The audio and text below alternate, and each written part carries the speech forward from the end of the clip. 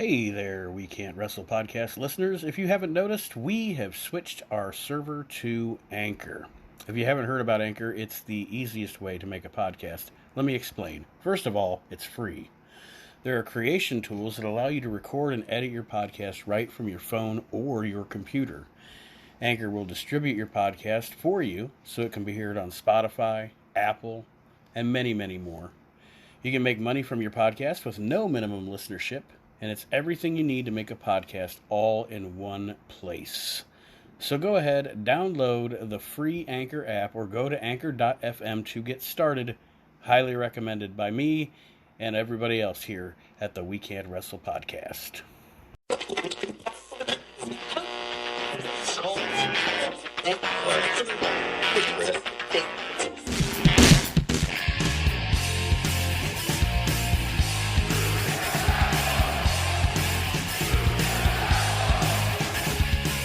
You're listening to the We Can't Wrestle podcast. Now it's time for our host, Nate Manson.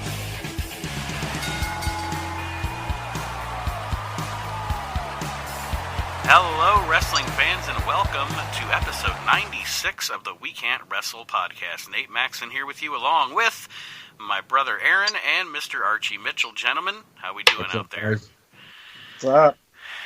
It is another week of quarantine in the United States, but Yes. we are positive and talking wrestling and having fun in the We Can't Wrestle podcast. Today's show, we are going to talk about one of my favorite WWF pay-per-views of all time. I love it when we get to talk about my favorites, even though it's funnier when we get to talk about the shitty ones, but I love it when we talk about my favorites. SummerSlam 1997 is the topic on today's show. Some butt on this one. I really like this pay-per-view, though, but we'll get to that. What? There's some butt. There's some butt. There's not a whole lot of butt, though. I mean, there's a couple, but it's not that bad. Like, the worst match, I think, and I know we're not talking about it yet, I think is Los Bricos versus the Disciples of Apocalypse. Oh, yeah, that's... Yeah. You know, but that was the theme back then, gang warfare, so I guess it fit in. It's like Archie just went from one nightclub to the other. There's more booty at that nightclub. There's not a whole lot of booty in this nightclub. Not a lot of butt hair. Exactly. You know, Hit the bricks. But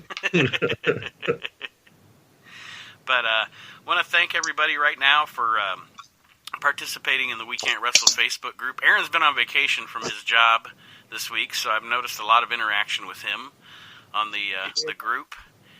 And he's got a tag team tournament going on in the group right now. I've enjoyed that. I've tried to vote on all of them. And the watch parties, I try to stay as long as I can. And the bad part is like I'll get in, and it'll be during like a Ric Flair Nitro segment, and I'll be, I gotta watch this. And then the minute it ends, I have to leave. And then I'm like, shit. Yeah, I gotta stay up tonight, so there might be one tonight. Cool. I go back to my job tomorrow night, so I gotta try to stay up. Okay. Well, that being said, before we get... I've also started rewatching The Wire, so I'm kind of addicted to that right now, too. The Wire. That is not a show I ever got involved in. Oh, it's good. I was more of a Sopranos entourage guy during the time The Wire was on, so it was like... Oh, The Sopranos, The Wire doesn't even touch The Sopranos. Well, no, I'm not saying that it was better. It's just I couldn't get into it because I was watching other things, and now I don't want to go. I don't see myself going back to watch it. Aaron and I have done a top 5 favorite television shows of all time on the show before, and we both had Sopranos in the... I think Sopranos is my number 2, and I don't remember where Aaron had it ranked, but most definitely one of the greatest television shows ever. It's one of those shows I watch once a year, all the way through. Shittiest ending for a television series, but it was a good show no matter what. Dexter had a pretty terrible ending. It did, but at least Dexter didn't make the entire world think they didn't pay their cable bill. You know what I mean? The whole world went, what's going on? Fix the cable. Wait, what's going on? And then here came the credit. Fuck. At that point, everybody became Paulie. Like, what the fuck is going on here? Right. What are you doing? You know, and then the director came out a few years later. We left that up for your interpretation. So wait, I have to imagine what happened on your show. You write the fucking show, my interpretation. Yeah, but there's a lot of shows that don't have satisfying endings.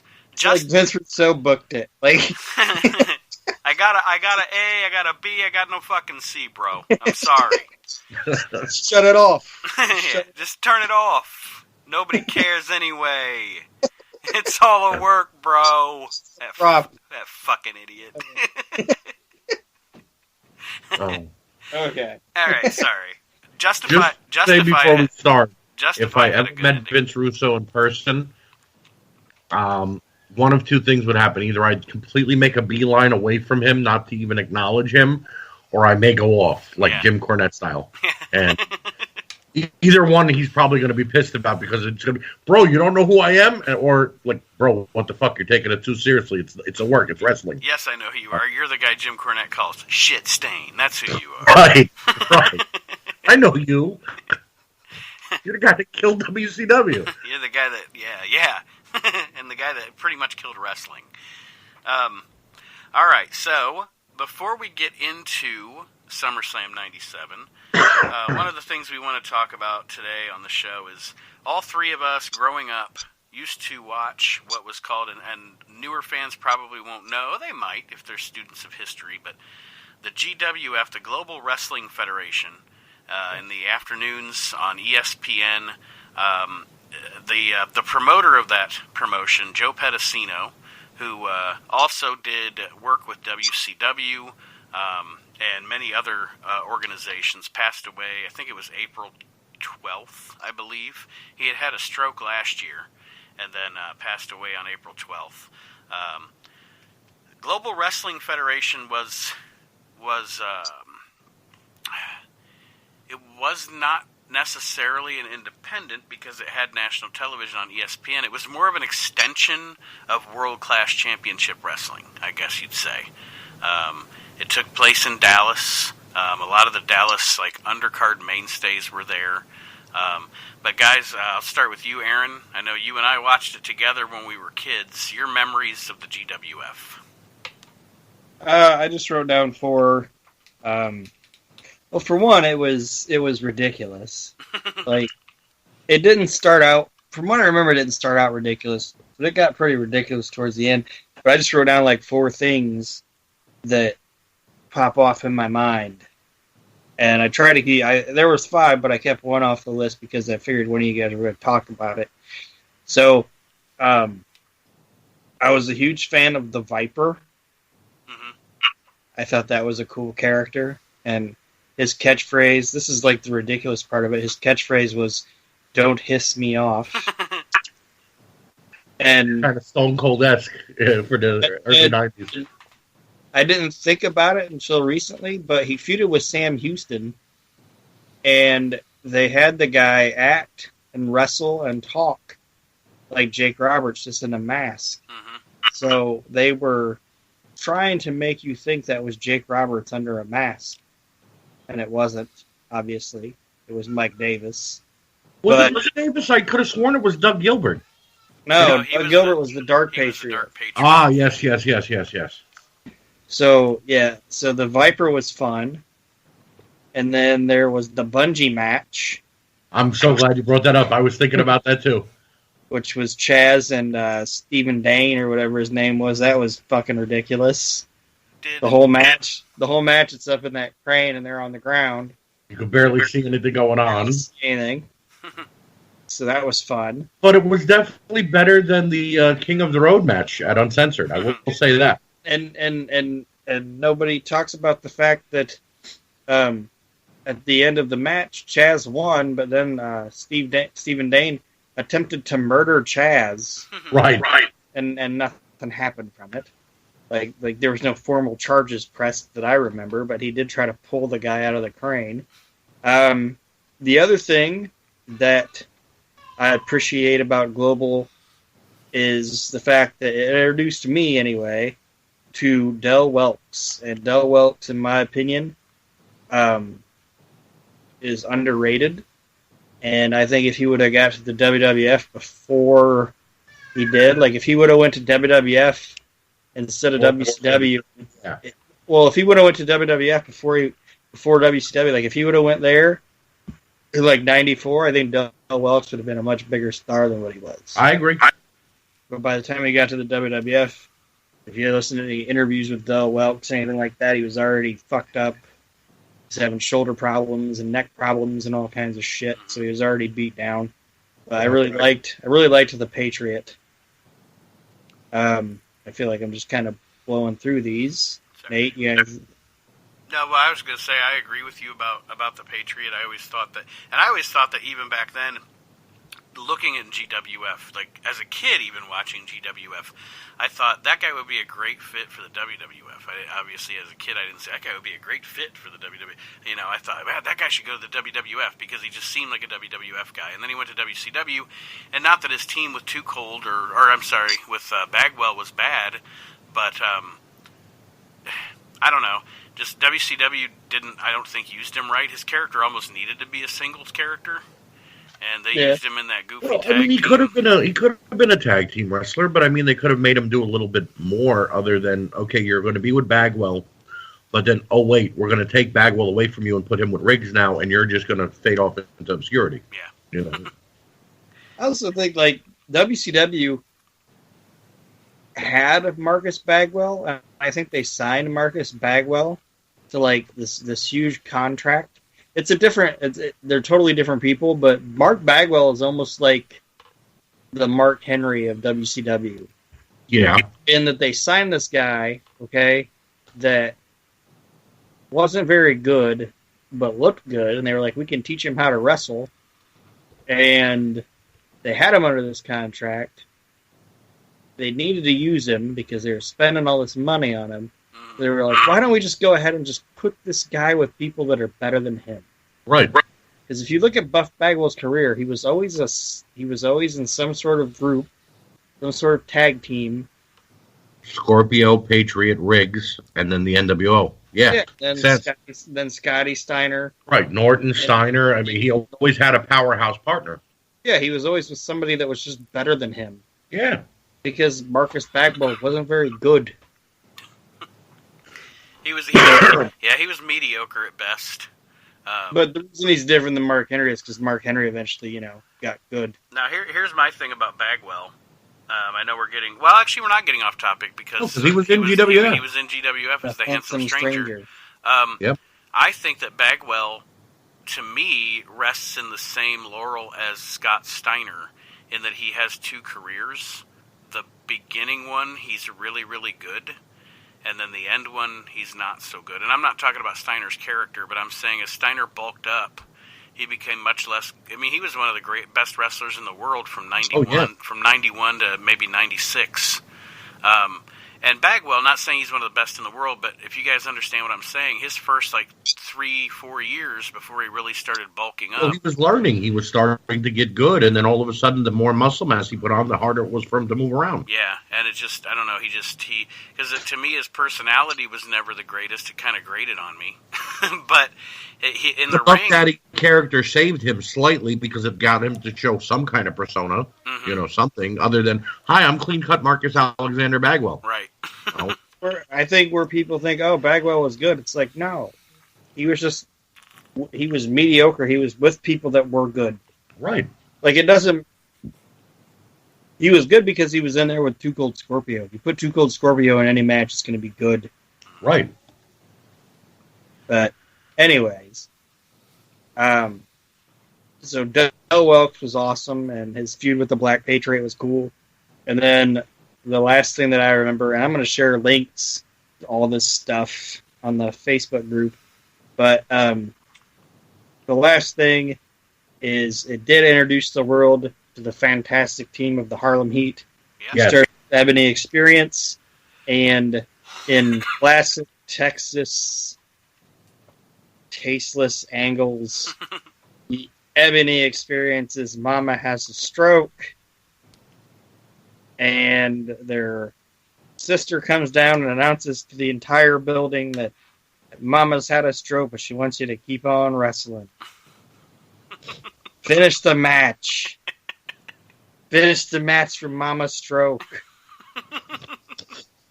only in Texas wrestling. Yeah. Their outfits were pretty flamboyant for Booker T and Stevie Ray back then, too. I believe they were in rainbow motif. Didn't Didn't Sid? I think Sid got them started in the business, didn't he? Yes, he didn't train them. No. I just mean he got attention put on them in the business. Yes.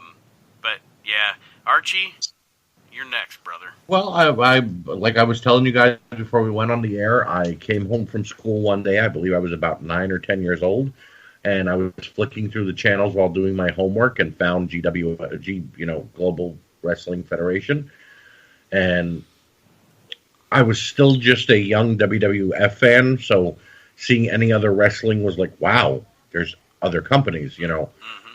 But of course, the main thing I loved about GWF, Eddie Gilbert, the way he walked, the way he talked, the way he wrestled, he was like every heel personified in one. But yet then he also seemed like he could have been a babyface at any moment because Eddie would go back and forth here and there. Mm-hmm. And he was just so good in the ring. When I finally went back and watched later video of him in NWA and, Florida wrestling, I saw how he just kept growing as a character. So that's why he was so good in GWF, mm-hmm. because he had time. And he was in the ring with guys like Ric Flair and Ronnie Garvin. So Eddie Gilbert is the standout for me there. The Bungie match, yes. It may go down as one of the worst matches ever. But again, I think it beats King of the Road at Uncensored for that title, strictly because no one ever tried to do it again after that.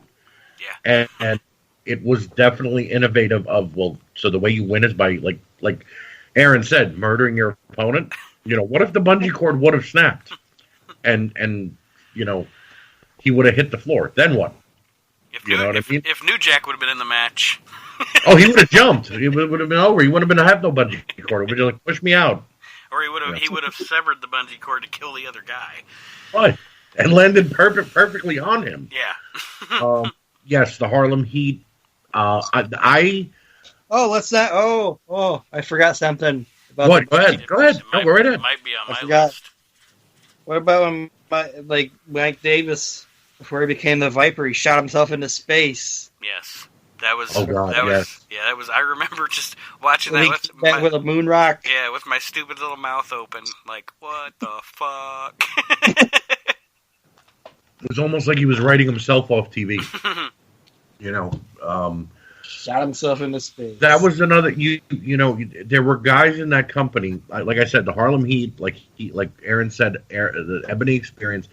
I only really got to see them for like a couple months in GWF because, they came towards the later part of me watching, and then all of a sudden it went off the air in my area, so I couldn't watch it anymore. But then when I would notice guys like them, Sam Houston, the 1-2-3 Kid, who was the Lightning Kid in GWF, and these guys were popping up in WWF and WCW. It made me mark out a little bit. Hey, I know this guy. Right. He's not just a jobber. He's not just somebody coming in as, developmental talent. He's somebody I know. Mm-hmm. So they kind of gave you a preview to what you were about to see. And then the other thing was, to Aaron's credit, what he said, it did get very weird towards the ending, but it was just straight up wrestling. The promos weren't that long. It wasn't like there was a 45-minute promo with a 3-minute match. There were in that hour you got, it was like 4 20-minute matches. You know what I mean? Or 10-minute match, 15-minute match with a little bit of a promo mixed in. Mm-hmm. One of the funny things you said, just talking about the matches. Aaron, do you remember Orange Hat? Yes. Okay. So, Archie, I don't know if you ever picked up on this, but I did when I was watching back then. Whenever they would have a moment, because it's ESPN, so they had to curb the violence, I guess. Right. But if you ever go back and watch an old episode of the show, or take 3 episodes and watch 3 episodes of the show, and whenever they have a moment where there's going to be blading or somebody's doing something very violent, they always flash to the same guy who wears the same orange hat I never noticed that. He looks homeless. And I don't know if it's the same. They're just using the same footage of the dude, or if he was there in the same clothes every week. I don't fucking know. But it's really funny. Like, it's just a subtle thing that. Right. Like, why did you pick this one moment to always go to? Yeah, here's Orange Hat for your right. viewing pleasure. Looks like sherbet on his head. That's funny. But that, yeah, GWF helped me grow my fandom to want to know more about wrestling, and seeing these guys come up and, go to the WWF and WCW.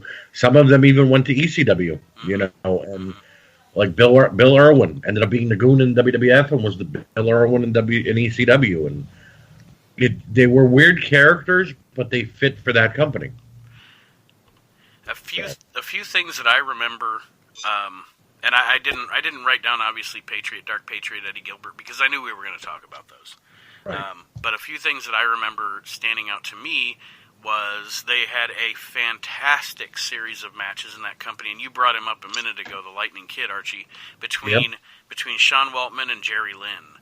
That was both of their first exposure to national wrestling television, and they were lighting it up in the GWF, which credit to that company for putting them on TV. Another thing, they had a great, and I have a list of the people that are in it, and it's, you got I want to say Skandor Akbar was their manager, the Cartel, but you had in that group Scotty Anthony, who would become Raven. You had Cactus Jack. You had Muckin Singh, who would later be known as Friar Ferguson, Bastion Booger in WWF. But for a big man wrestler in a territory, he was actually a really good heel. And then Aaron's arch nemesis, Rip Rogers, was also in that stable. But they had, it was. Why was your arch nemesis? Oh, Aaron, go ahead. Tell Archie. I don't think Archie knows about your heated rivalry with Rip Rogers. I would post things on other Facebook groups, and Rip Rogers was in it. Right. Every time I post something, like... He's motherfucking Aaron all the time. Rip Rogers, he'd just pop up, motherfuck me. I wouldn't even be like, hey, Rip Rogers, what do you think about this? I would just post something, and, Rip Rogers would be like, this is why you're an idiot. Rip Rogers doesn't know Aaron, but he fucking hates him. It's great. Yeah, I'm like, dude, what the fuck, man? It's some of my favorite stuff ever. You mediocre son of a bitch. I don't even think he's mediocre. Rip Rogers is pretty good. but you can't put him over now. No. Chad Austin was like, oh, because we were watching something on, and he was on my Facebook watch party, and he was like, yeah, Rip Rogers, he's really good. I was like, no comment. Because how am I going to tell another wrestler that another wrestler's not good? I can't wrestle, hence the name of the thing. But I can't put Rip Rogers over, because every 3 months he motherfucks me. The other two things that stick out in my head at GWF are both Bruce and Tom Pritchard spent time in the company, and if you guys remember when they were in the company, both Bruce and Tom Pritchard constantly did their voice was their Roddy Piper impersonation. Yeah, Tom Pritchard was always Roddy Piper. Yeah, the scratching of the head and everything.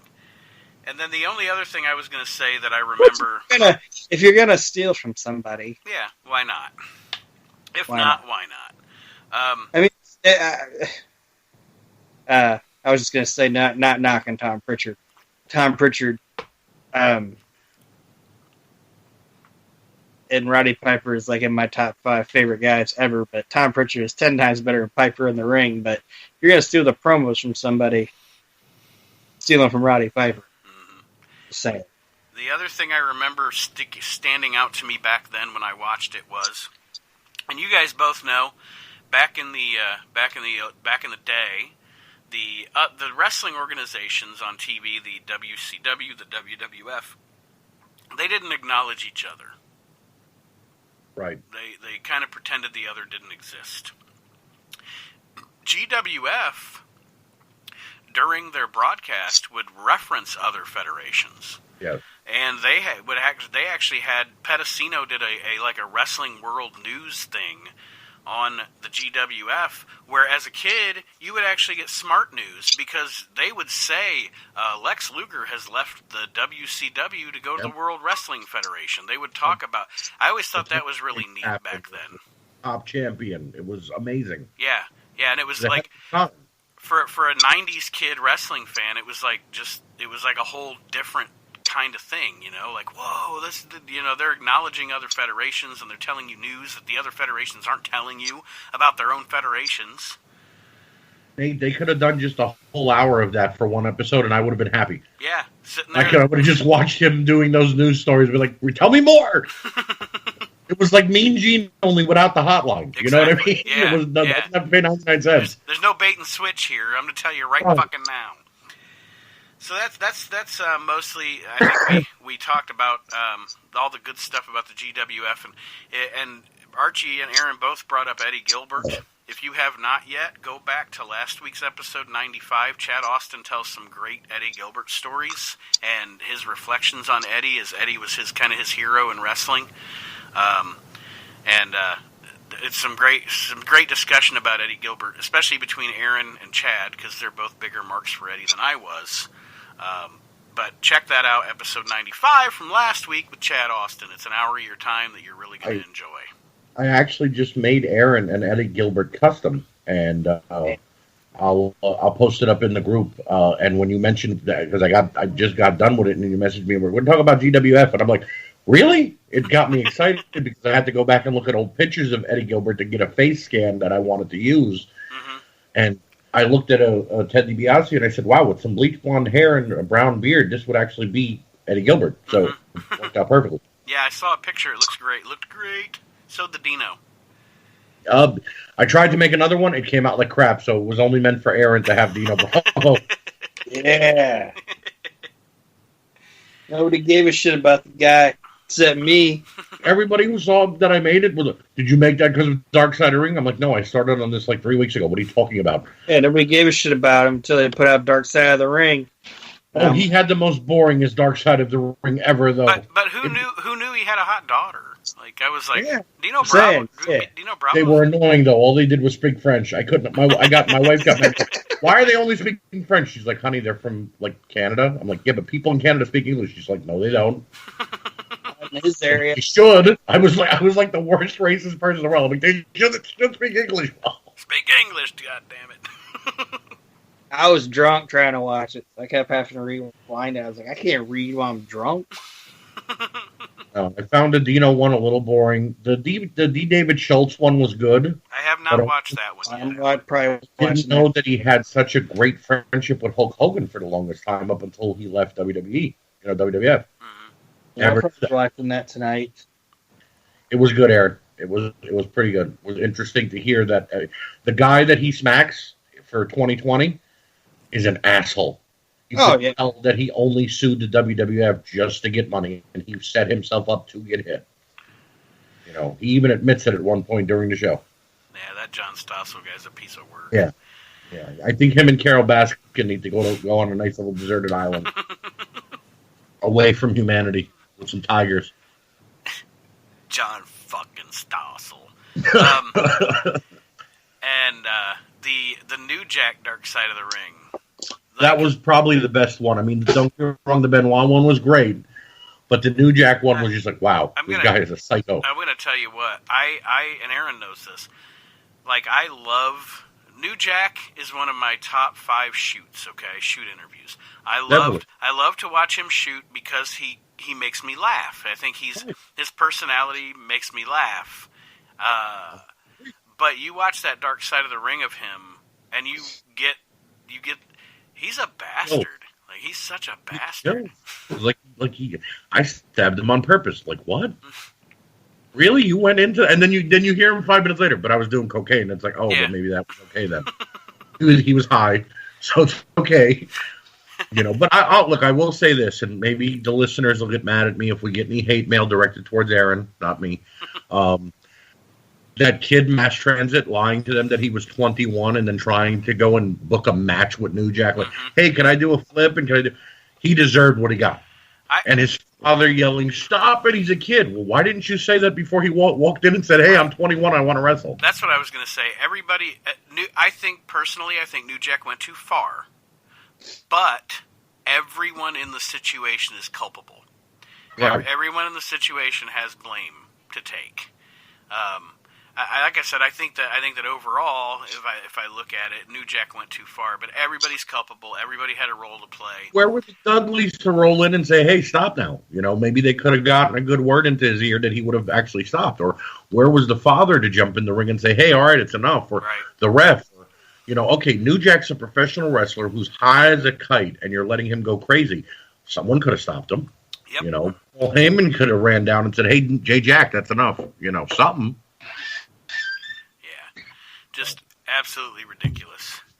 All right. Well, that being said, I think we'll take a break. And when we come back, we are going to have our review of SummerSlam 1997. It sounds like Aaron is going to have the most negative to say here. So we'll find out. Things. What's that? There's only like 2 negative things. Okay. Not like I'm. Well, you said. Right. You said there's. It's not like I'm going to rip Rogers it. I might, just for the hell of it now. Well, get your gimmick ready, Archie. Put your gimmick face on. All right. All right, gentlemen. We'll take a break, and we'll be right back with more of the We Can't Wrestle podcast after this. Well. You can't wrestle. So what did you do? You went out there and you started a podcast. You got that right. Ladies and gentlemen, you're listening to the We Can't Wrestle podcast, and I am Brian Pillman Jr. The We Can't Wrestle podcast is a podcast about wrestling and a bunch of guys that don't know how to do it.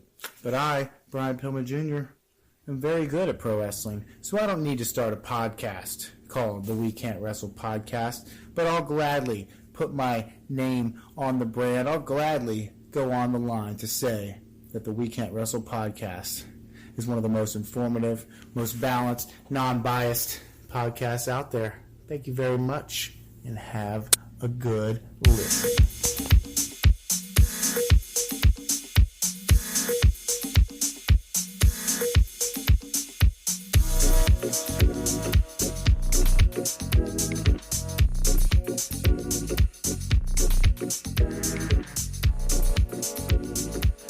All right, wrestling fans, welcome back to the We Can't Wrestle podcast. We're about to talk about SummerSlam 1997, but before we do that, of course, in the show, we have to talk about our other ventures.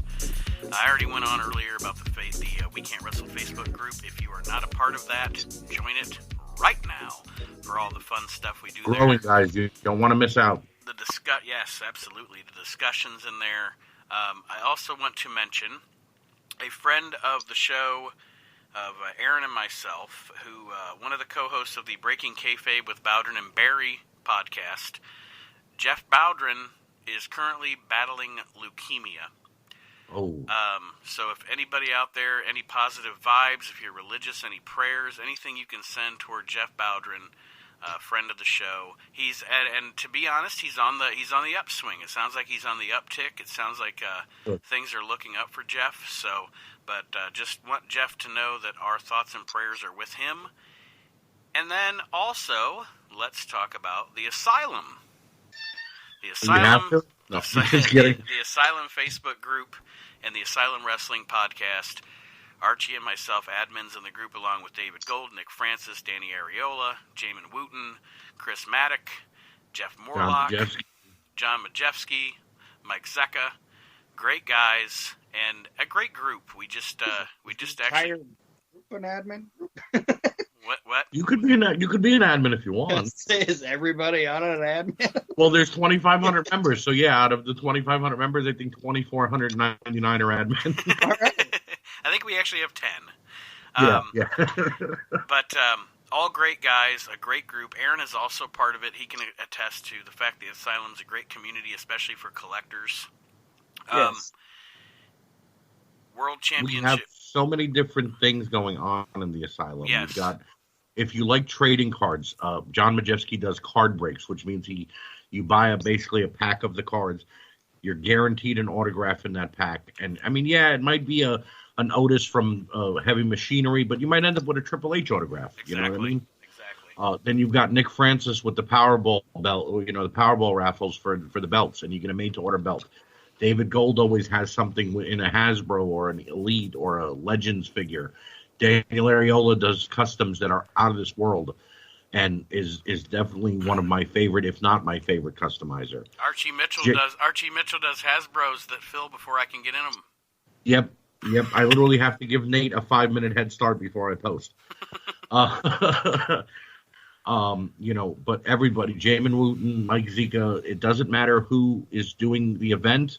And it's not just about paid events. We do free raffles, free events where we just give stuff away because, well, hey, we like our members and we want them to realize we want to be friends. We're not just there about money. And I promise you as a guy who was a member of a multitude of these groups before I became an admin and a member of the Asylum, there is not a collecting group on Facebook that gives away more free shit than the Asylum does. As a matter of fact, I just gave something away the other night. Matt Perez, congratulations. He won the Roderick Strong Elite. I had 2 of those. I got one. Aaron got me one.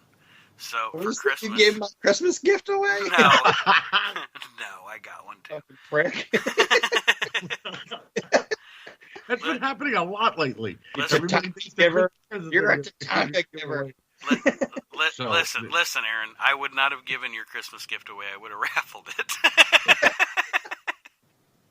But anyway, it's home for $60. And of course, we have World Championship Customs, yes. which is a group that I run with Nick Laurel, Rocky Turner of the Nerd Closet, who's a great buddy of ours, Bobby Anders, and Josh Blevins.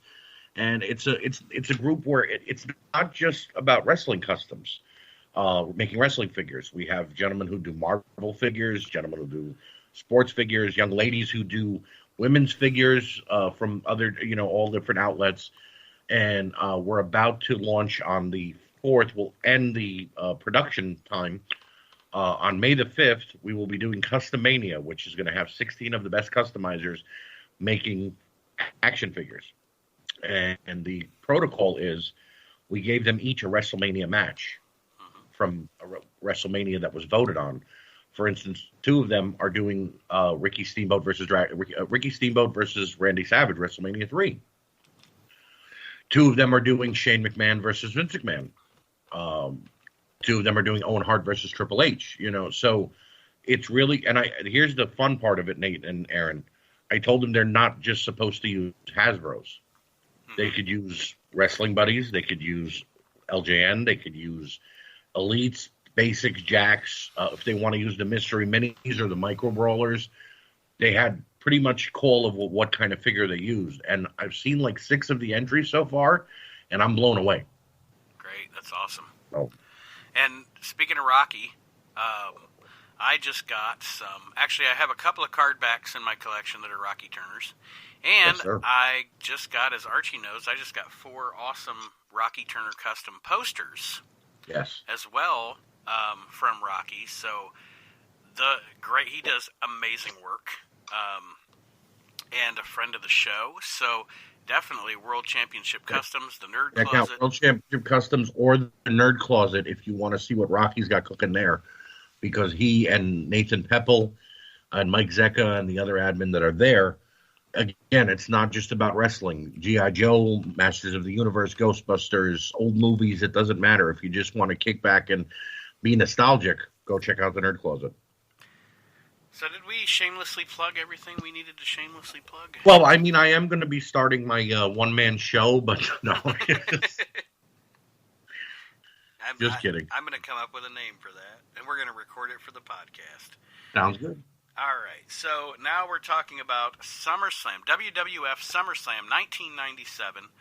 It's August 3rd, 97. We're going back to the Continental Airlines Arena, or the Meadowlands, in East Rutherford, New Jersey, attendance of 20,213. And before we start this, I thought about this when I was watching the show.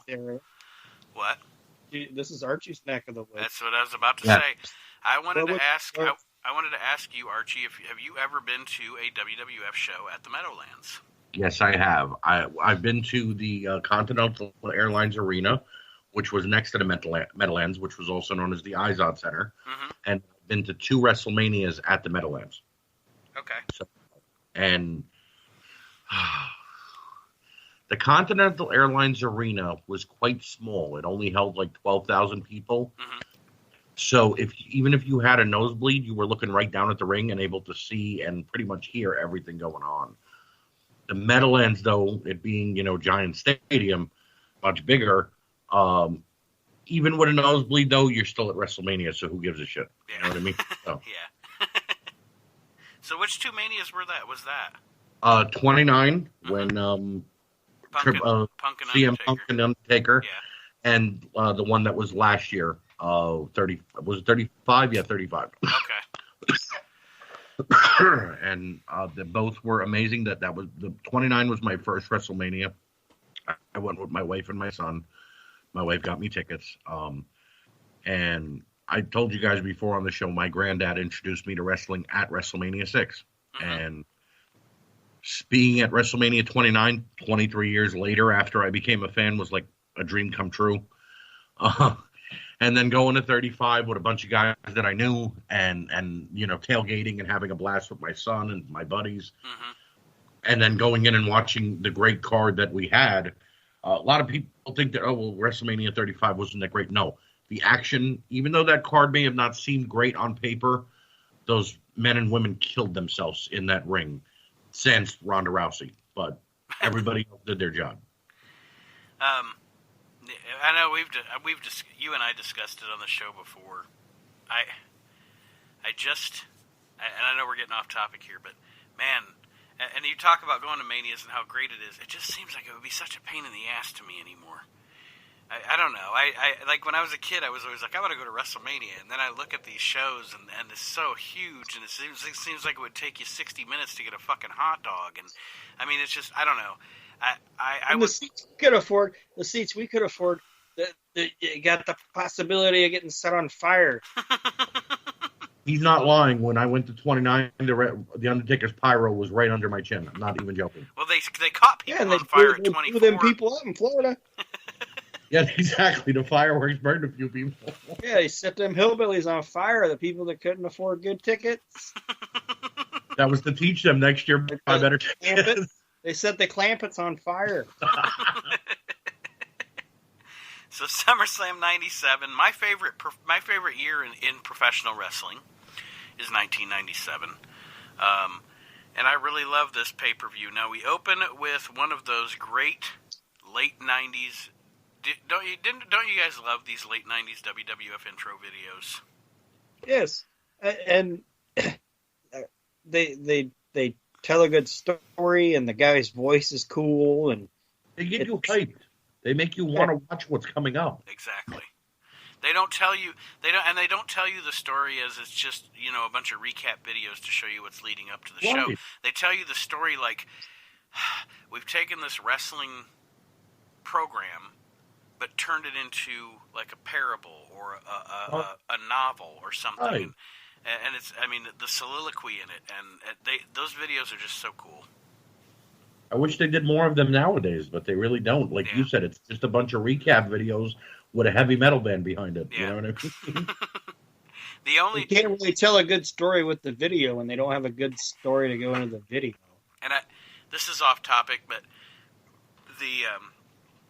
it's the first time I'm ever going to put this company over on this show. So mark it down. This is history, folks. Oh no! The only other videos to me that are as good at capturing the story in such an eloquent way are those mid-2000s TNA videos. Yeah, but I think that's because they had like one of the WWF producers on call then, and he was telling them how to do it. You know what I mean? Mm-hmm. Mm-hmm. But that narrator they had, I don't know. Like I said, there's not a lot of TNA or Impact that really ever impressed me. It's not a company I put over often, but I did enjoy those videos that they produced. I also miss the fact that back in the day, WWF didn't care what their fans looked like. like like during the national anthem, they're playing the national anthem, and they're just showing people. You know what I mean? Now they want to show like The pretty like people. a good looking woman or some dude that looks like he's in a fucking goddamn microbrewery ad or fucking like some kid that's name's probably Fabian. He plays lacrosse. In about a week from now, Aaron's going to be out at like a supermarket. What'd you say about my son? That's all he's going to hear. I'm going to say your son sucks, you know? And then he's going to go, oh, you listen to our podcast. Yeah, exactly. Thanks for listening, but your son's a piece of shit. He's got a stupid haircut and fucking plays lacrosse. He pushes back his mullet. Come on, Fabian, we're going. But this thing, they didn't care.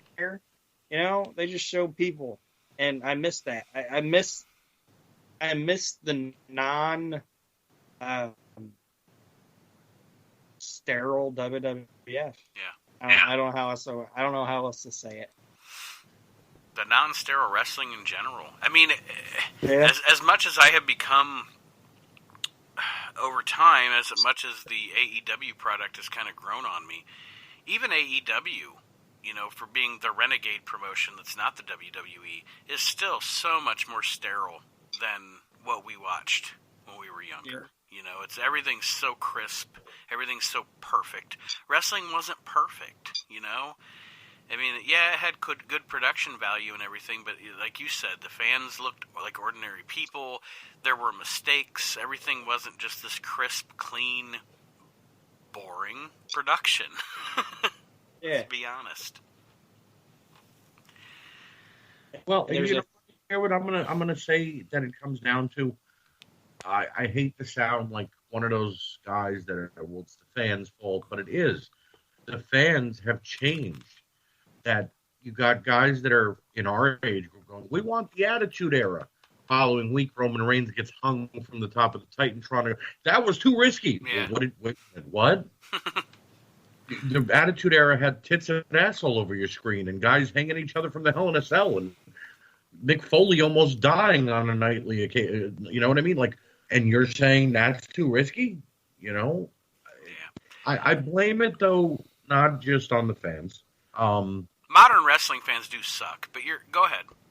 I blame it on Linda McMahon. She ran for Congress or whatever she was doing, and they had to go to that PG rating, and it got real watered down and bland. And then it was just, okay, well, Linda's running again this year. Let's pump another $5 million into her, her running for Congress. She lost again because every time she would get great in the polls, her opponent would come along and go, doesn't your husband run the tits and ass company? Right. You know what I mean? Well, no, we're PG now. Well, no, you weren't 3 years ago. You know what I mean? So she, in my mind, she ruined it. By the way, the name of this episode is going to be episode 96. Archie blames Linda McMahon. That's the Not a problem. I love it. So our opening match. Stadium, Neckbeard, and Linda McMahon. They ruined the WWE. The first match of this show is we got the Big Blue Cage, the classic. The Big Blue Cage is Triple H and Times they rolled it out. Too, Triple honestly. H. What's that? This might be one of the last times they rolled it out. I think it is Yeah, I the think last so. time. I think it is the last time because you had this cage match, and then the next cage match was a Hell in a Cell, and then I think after that they just switched over to the fence cage. Right. So yeah, The I big think black Well, cage they had the black one that was like the Big Blue, but this was the last time they used the blue one. yeah. Mhm. They used the black one with Vince and Oh yeah, true, yeah. because the reason is because they knew Vince was going to do that spot Right. where he fell off of it and whatever. But yeah, this is the last time I can remember the Big Blue being used. This was a good rivalry. This is a good match. One of the things that stands out in this match to me, and it always stood out, I don't think the WWE ever exploited it as much as they possibly could, even though they did a little, not as much as they could.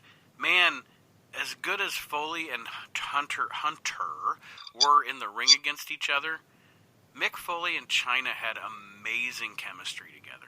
Yeah, and it's because they I don't want to say loved each other because I don't know, but when you listen to like Foley when he would talk about Joni and Joni would talk about him, they were friends. You know what I mean? Yeah. Like there's part of me that sometimes, and I think it's bullshit, I don't think Triple H, I think he respects Mick Foley, but he doesn't give Mick Foley enough credit. No. For what Mick Foley did for Triple H. Like, Triple H would not have gotten as over as he did if he wouldn't have had Mick Foley. Say what you want to say about Steve Austin and Triple H and The Rock and Triple H. Fucking Mick Foley made Triple H. Yes. Made it. He did, because if you look at, and Aaron knows, Archie, I don't know if you and I have discussed this or not yet, but when Triple H first dumped the really gimmicky gimmick of his Hunter Hearst Helmsley gimmick, he went into that rivalry with Goldust, which brought China in, and et cetera, et cetera. Right. But I never, as much as I like both guys individually, Goldust and Hunter as a feud never clicked for me. WWF and the feud was lasted forever. But anyway, it never. Well, they tried to keep making them fall back into each other, sort of like The Rock and Austin, and it wouldn't click every time. But I think that's because Dustin was this lumbering Texan trying to be Goldust at that time. Because let's face it, this was during the time Dustin hated being Goldust, but he had no other choice. Right. And Triple H was still trying to get away from the poshish, Connecticut guy, But what Aaron was saying, then you moved that character into that feud with Mick, and that was what first got that non-gimmicky Triple H on fire and got set the trajectory for his career. Like I understand that, and this is like out of left field or whatever. I understand that, like, when Foley went to the Hall of Fame, that Terry Funk put him in. I get that. Right. But if I'm Triple H, and they're like, hey, we're going to put Mick Foley in the Hall of Fame, I'm like, you know what? I want to put that guy in. Because I wouldn't be sitting in this fucking boardroom, and I wouldn't be as over as I am right now if this guy wouldn't have been in my life. Right. Well, that's true, but so many other guys played a part in Triple H's life that, you look at Triple H's whole career. William Regal helped him, Shawn Michaels, Killer Kowalski. So, and I know, and it's like, that's what I'm saying. Like, I'm not knocking Triple H. No, I know. He takes care of his friends. Like, Terry Taylor has a job. Because Terry Taylor in WCW, right, gave Triple H advice, talked to him, listened to him, did this, and this. I know not for a fact, but I've read that Triple H helped Perry Saturn out when Perry Saturn was like at rock bottom. Yep. And Shawn Michaels has a job, and just William Regal has a fucking job. Yep. You read about all these guys getting furloughed and sent home. William Regal didn't get sent home. William Regal's still getting a check. You know what I mean? Because it's like, this guy is my buddy, and he took care of me, and he helped me out. So I just don't understand why there's not a lot of times that you hear Triple H just out there being like, oh yeah, Mick Foley's the fucking man. You know what I mean? See, I agree with you there. That's what I guess you made me understand better. I don't think Triple H puts Foley over enough for the matches they had. Especially this one, because it started both of their careers, really. It made them both move on to being world champions from here. But I think Triple H is like that with a lot of guys. I mean, and I'm going to sound really cynical what I'm about to say. The night after Owen died, and they did the videos of the guys talking about how great Owen was, and everybody was crying, I didn't believe Triple H that hard when he was crying and talking about how great he thought Owen was. Oh, and I agree with that. I look at that segment, and I've only ever watched that Raw maybe 2 times. Right. Just because it's hard to watch. Right. But I look at those two, Triple H and Chyna, sitting together, and I see Triple H acting, and I see Right. China legitimately human being. Right. You know. You hear him say that Owen was a great guy, and he played a lot of practical jokes, and yeah, he was a great technician. But then you're sitting there thinking, yeah, but your base, and I'm not saying it was Triple H's fault in any way, but it was because of the whole Montreal screw job that Brett wasn't there anymore, that Owen had to do that. So maybe Triple H felt a little responsible, or maybe he wasn't. But my point is, Triple H very rarely puts guys that he's been in the ring with and had great matches with, unless their name is Shawn Michaels or The Undertaker, over. Right. Yes. Or Shane McMahon. Or Shane McMahon, yeah. For Christ's sake. God, those lightning punches. So the finish of this match really cool, harkening back to this was kind of when you can tell this is around the time when Vince fell in love with Mick Foley. Mm-hmm. He's letting Mick do the whole harkening back to the Superfly at MSG. After the match, we get and of course the comical story of the fact that Chyna punched him in the ass cheek, which is really funny. Right. And then the dude love thing at the end with the tapping of the foot, classic Foley comedy. You talk about comedy in wrestling. We talk about the WWE's shitty comedy nowadays. Comedy, nobody could perfect, I don't think, comedy in wrestling like Mick Foley. Honestly, like is there anybody that can not only poke fun at themselves but make you believe it, and then still they're a badass? Like he found the perfect balance of comedy in wrestling. Yeah, and something else I took away from this, and I started watching Raw.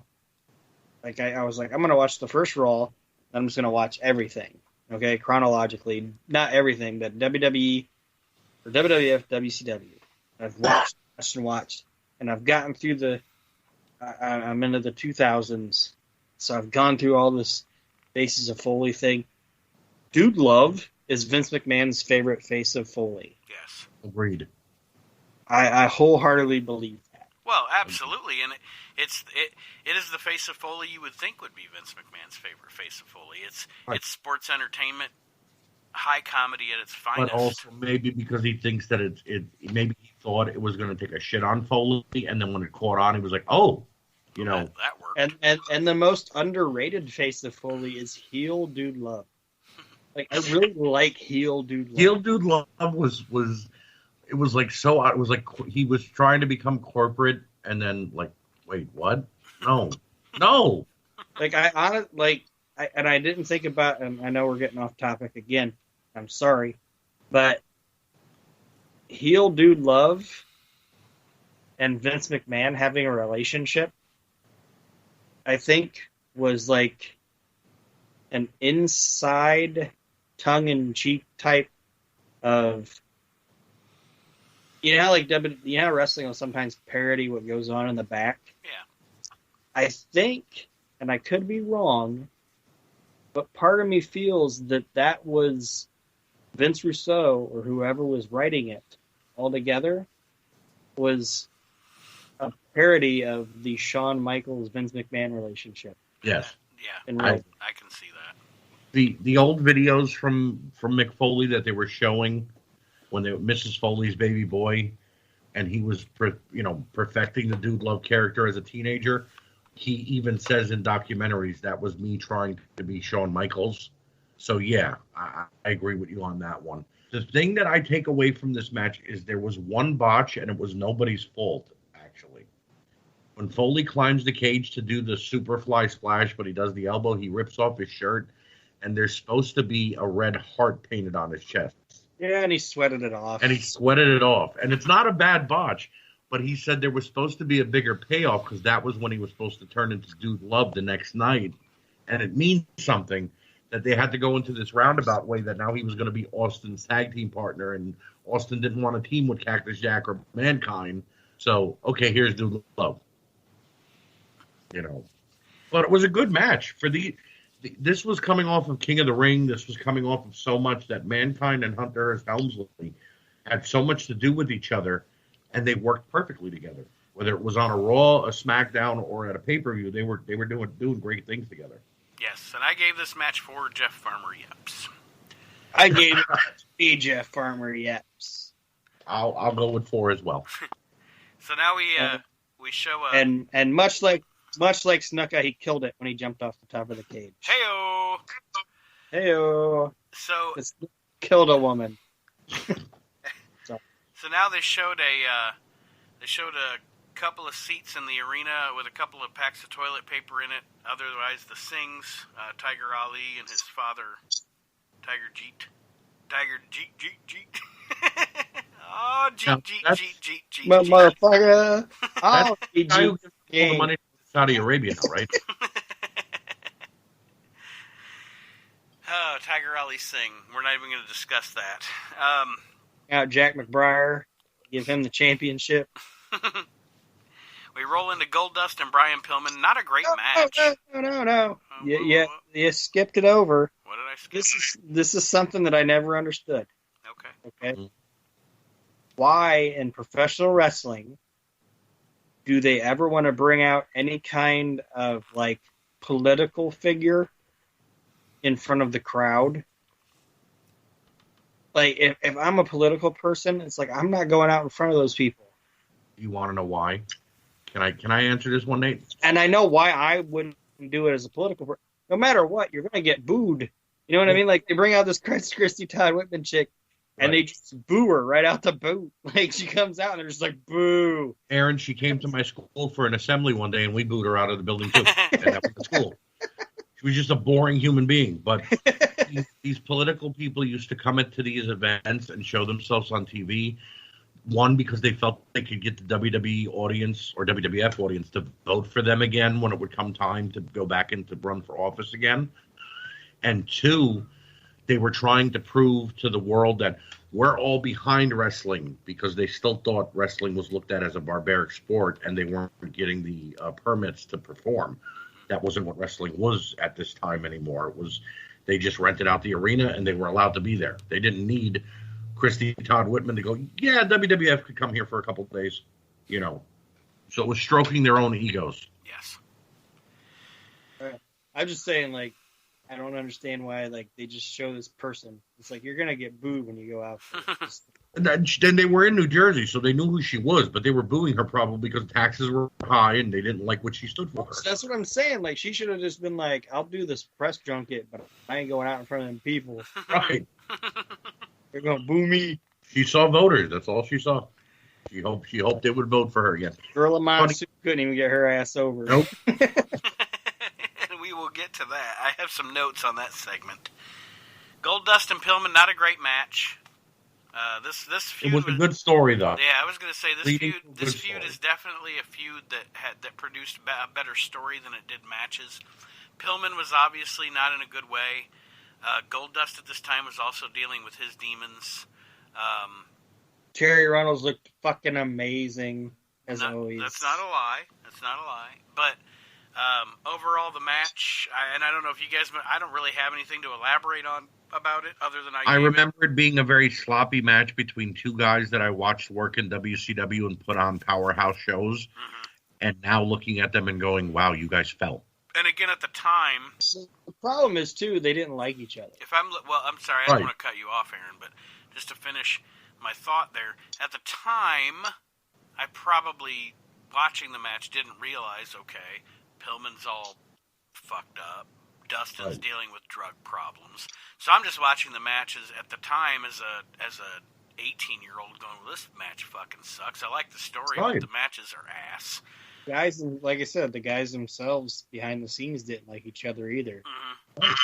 So, and there's instances where 2 guys not liking each other can breed, you know, Brett and Sean. Brett and Sean.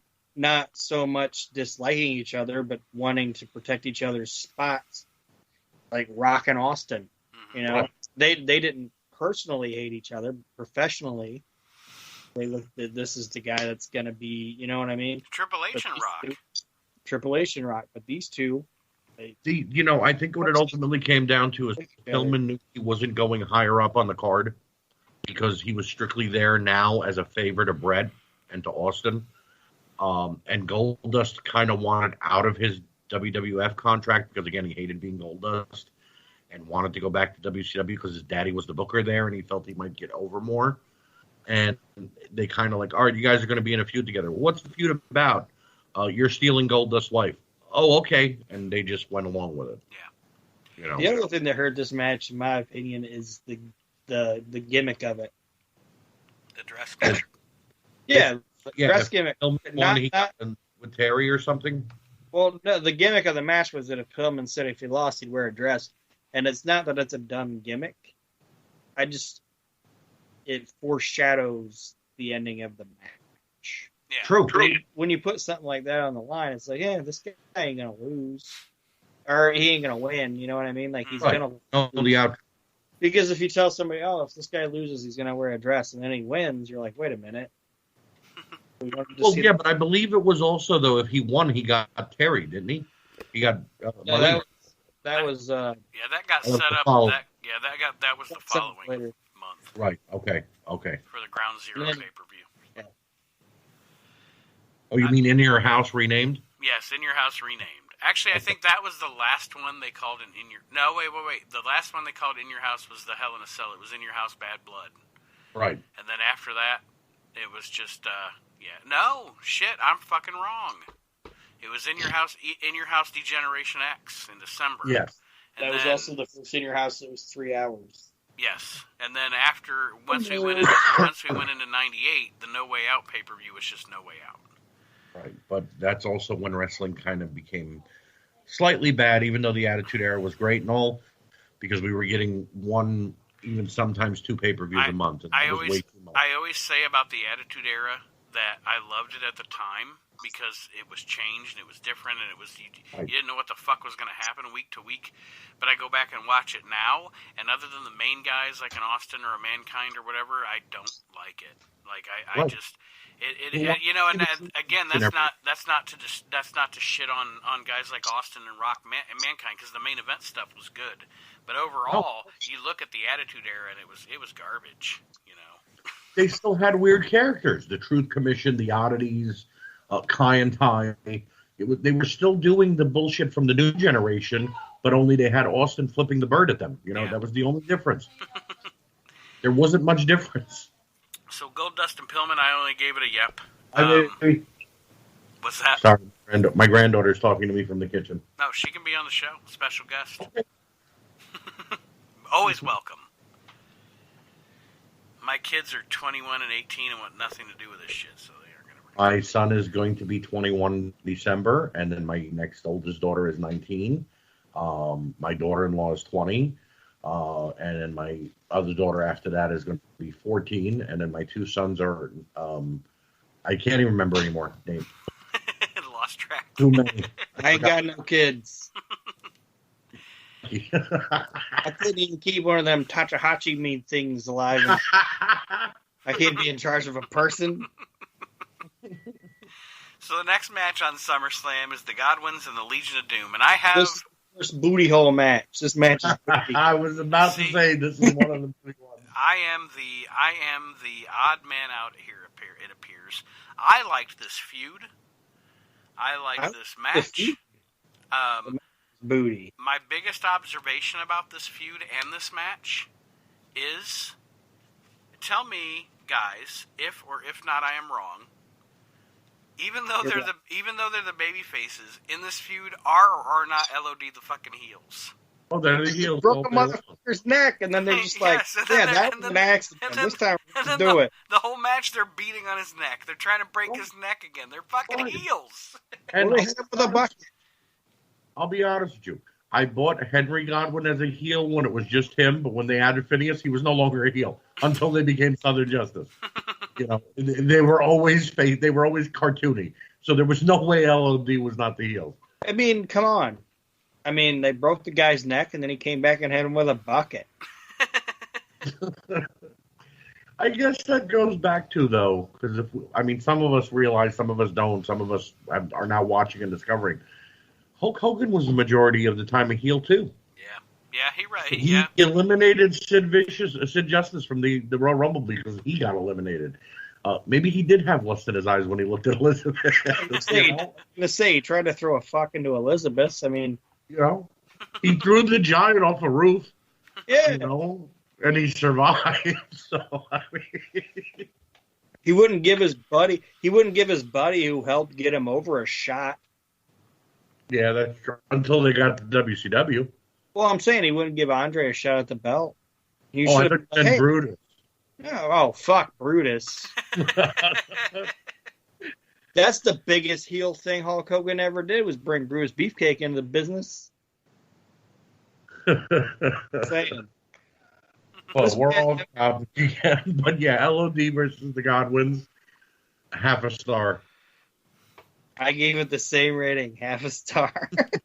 I gave I it put I half gave, a star, basic and boring. I gave it Right. I gave it three yeps, but I blame Linda McMahon. All right. Okay. Well, let me ask one question, Okay. and it doesn't even need to be elaborated on. You guys can just say your answer. The Legion of Doom, NWA guys in WWF, or do you look at the Road Warriors as WWF guys?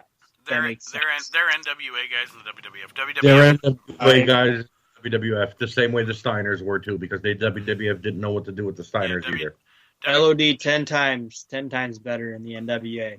Yes. Without a doubt. All right. They had to give them a puppet.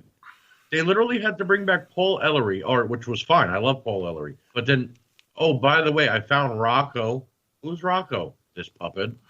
Like, that's what helped them win the World Tag Team titles, a puppet? Jesus Christ. Yeah, Then Perry Saturn should have been world champion when he had Moppy. the WWF had no idea how to book Nope. them. They Nope. they had no idea how to book the LOD. Okay, so now we move on from our LOD discussion to the $1 million deal they did here on the SummerSlam. With, It's as just Aaron, a as Aaron very- referenced earlier, the heavily booed Christy Todd Whitman. Yeah, and then this money in the casket contest. It's another example of WWF at the time not giving a shit. Like, that guy wouldn't be on WWE Money in the Bank or whatever, opening up a casket now. It'd be some photogenic type person. That goofy kid with his buck teeth. Yeah, and his bite and his like big shorts. Like, that wouldn't be out there. Anybody else notice Christy Todd Whitman was rocking the Urkel pants also? Oh, yeah. Yeah, that was the segment before it. That was the power suit of 1994. Did anybody else notice that Christy Todd Whitman was like, I'm not going to be out on the stage with Sonny and Sable? Yeah. Yeah. Bring me the Undertaker. Because I look like Jack McBrayer, and they're amazing looking. Bring me the Undertaker. I can compete with him. Like, this Taker's is just sitting there like, what the fuck am I doing out here? Ain't I a star yet?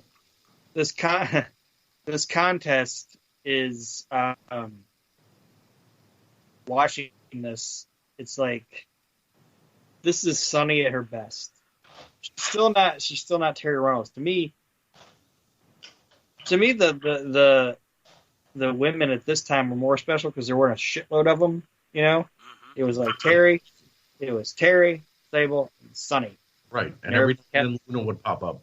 And my little camp was Terry. I like Terry. But this is Tammy Cinch at her finest, in my opinion. Yes, She did and everything that she did in 1997. and you notice during this, and may or may not have noticed it then, but you definitely notice watching this segment the rivalry between Sonny and Sable. Oh, yeah. Oh yeah. Like, Well, Nate, And that kid's like, I'm glad I wore baggy shorts. Nate, could that have been, though, because Sonny was, like, with HBK and the Hitman, and Sable was kind of like Vince's girl? that, and I think they were just, it was that time where, you know, I mean, for, almost 2 full years, Sonny was literally the hottest thing in the WWF. Well, yeah, she was And- the most downloaded woman on AOL, but And she was also a manager. Sable didn't talk at that time when Sunny was on her come-ups. And I know Aaron was, like he said, he was always, and he knows, but he was always in the Terry camp. I was in the Sunny camp. I mean, she was to me at this time from 94 to 98, Sunny was the hottest chick on the planet. And I like a short stacked woman. That's what Terry was. And does anybody remember when Sunny would do pop-ups for like the WWE magazine, and hi, I'm Tamara Murphy. Oh yeah, Before she became Sunny, and it was like when I went back and watched that and went, Jesus Christ, that's Sunny with brown hair. It was like, wow, she changed. But yeah, definitely some competition going on between these two. Sunny trying to distract Pet and Gill with. Thing, though. They never really came in contact with each other. There was no women's title at that point. No. Sunny wouldn't have competed for the women's title because she was never a wrestler. And yeah, Sunny was the hottest thing in WWF. That's true. But all right, Sunny talked, acted, brought guys to gold, and was the face of the WWE for the women, for WWF for the women. Absolutely. Sable was, hi, I'm with Triple H. Hi, I'm with Mark Marrow. Okay, now I'm Sable. Yeah. I mean, you know what I mean? I was never a Sable fan anyway. No. Something else that happened during the segment that would never happen now, and it's a shame, is Lawler is just making fun of these kids the entire time. Like, I shouldn't even say kids. Like, he's making fun of the kid, then he just makes fun of the guy. Like, the guy's like, I'm picking 13, and the Lawler's just like, you're an idiot. Yes. Stupid idiot. And then he's But like, I would stupid ball. Like, he's like, look at his stupid bald head and his big ears. Like, Lawler's just making fun of this fucking guy. And they never do that now. They would never let him do that now. Even if they brought out like a supermodel kid who was like 17 and was on GQ magazine and he made fun of him, he'd get hate mail and they'd throw him off the air immediately. But I never understood him making fun of people from southern cities or states. You're from Memphis, Tennessee. You know what I mean? So that's the pot calling the kettle black. Yeah, you know what I mean? To make fun of somebody who's southern with a drawl. It's like, yeah, you're talking funny. Well, Jerry, you talk funny when you're in USWA too. You know. And is this, as a matter of trivia, I'm almost positive this is Pet and Gill's last appearance in the WWF? It's his last big appearance. Yeah, I think he went to LimeWire or whatever it was called, whatever their show was called. LimeWire? That was the music. LimeWire. LimeWire was where you got illegal music downloads in the late 90s and early 2000s. That was illegal Napster. Right. All right, enough said about that. All right, the next match. I have a problem with this match, and it's not booty. The next match is the British Bulldog versus Ken Shamrock for the European title, correct? Yes. They only gave them 7.5 minutes. Maybe if we didn't have to live through the LOD and the Godwins, we could have gotten 20 minutes of these two great wrestlers for a title that meant something at the time. And that might have something to do with what I put on my notes. And I don't want to overtalk you because it sounded like you were going to say something. But to me, I think these guys, and it might be because they were rushed, I don't know, but the entire match, it felt like they were like a half a step off. Yeah. The entire fucking match. Like right from the beginning, like when Shamrock goes to throw Davey off the ropes, like right away he's going to throw him off the other ropes and Davey's got to correct him. And it's just like... someone tapped them on the shoulder before they went out of the curtain and said, hey, you're getting cut here and it's going to be a DQ finish. So that probably irked them a little. But you look at the whole card so far, the longest match was Mankind versus Hunter Hearst Helmsley. Why did they need to be rushed? This was a 3-hour pay-per-view. Yeah. Oh. This match was definitely a letdown. Like you said, Archie, it was rushed. I am a fan of the Ken Shamrock character. I'm not a fan of the Ken Shamrock bell to bell.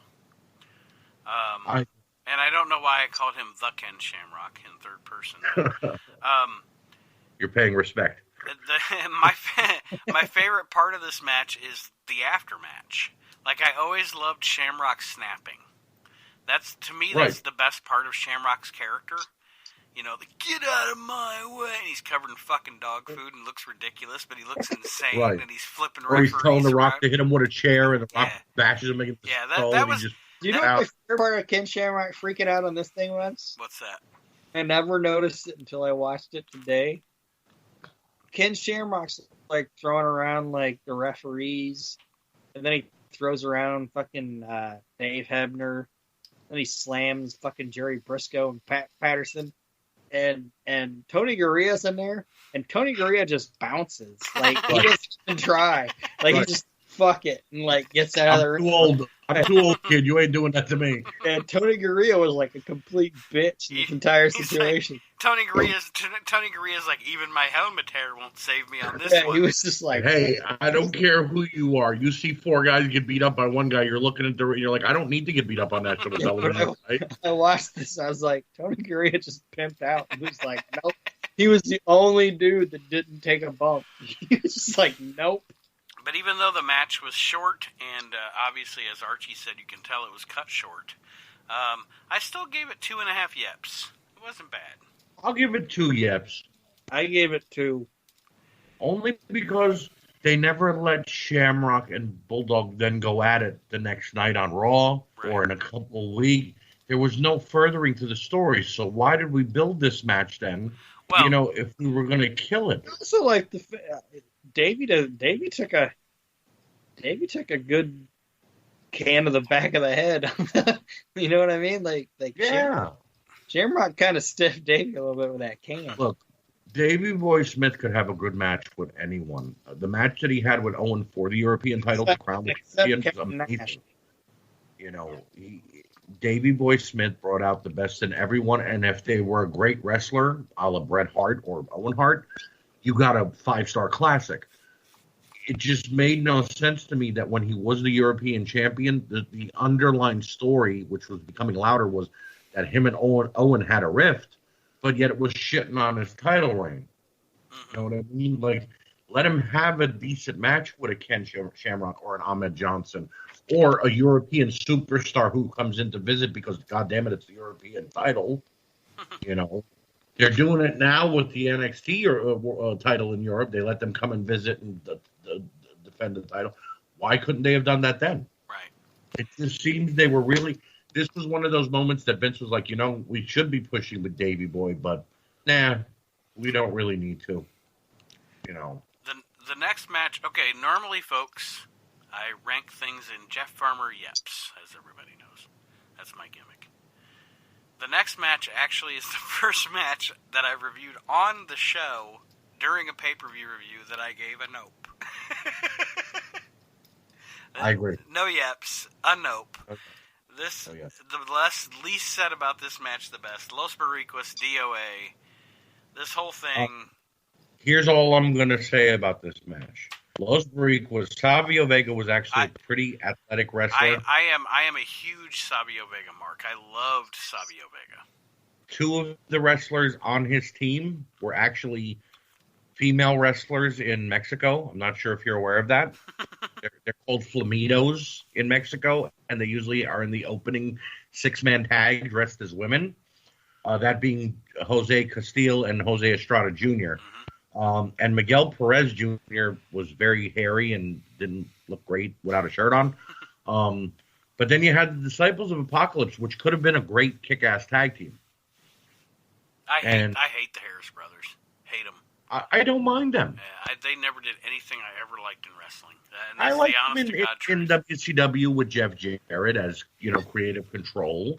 But Brian Lee and Crush together, and then you mix in the Harris brothers, I think could have been a decent team. I'm not saying they should have won gold but they could have been a dominant team. Mm-hmm. And this was just we got thrown out of the Nation of Domination, so now we need to go find 3 guys and make our own teams. And it was a little lackluster. The best thing about this match is the scene in the package video before the match where Farouk says, Savio Vega, hot as a jalapeno pepper, your ass is fired. Yeah. That's the best part of this whole thing.